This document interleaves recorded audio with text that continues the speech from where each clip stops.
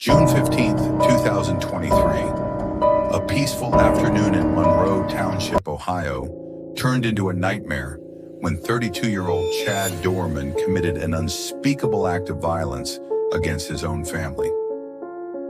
What began as an ordinary day ended in tragedy, leaving a community in shock and 3 young lives brutally cut short.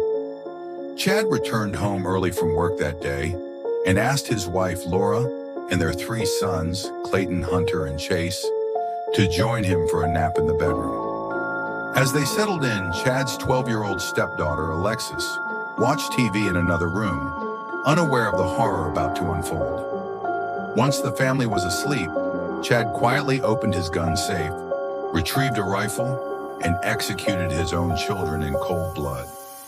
He first shot Hunter twice, killing him instantly. Laura woke to the gunfire and screamed, urging Clayton and Chase to run for their lives. Alexis, hearing the commotion, rushed into the room just in time to see Chad chase Clayton into a nearby field. The little boy didn't stand a chance. Chad shot him from behind, then delivered a point-blank shot to his head. In a twisted display, he carried Clayton's lifeless body back to the yard. Alexis, acting with incredible bravery, grabbed Chase and tried to escape, but Chad caught up to them. He aimed the rifle at her, demanding she put the toddler down. When he pulled the trigger, the gun clicked. Empty. Seizing the moment, Alexis told Chase to run to his mother before fleeing to get help. Laura, now outside, desperately tried to revive Clayton while Chad dragged Hunter's body into the yard. In a final act of cruelty, he wrestled Chase from Laura's arms, biting her hand before shooting the 3-year-old in the head. With all 3 boys dead, Chad calmly sat on the porch, watching as Laura sobbed over their bodies. At 4:25 p.m., police arrived to find him waiting, admitting to the murders without remorse. Chad's past was riddled with red flags: heavy drinking, reckless driving, and 2 prior domestic violence accusations, one against his own father, painted a disturbing picture.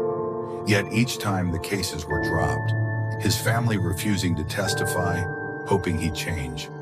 By 2023, neighbors often heard Chad screaming at Laura and the kids, but no one intervened.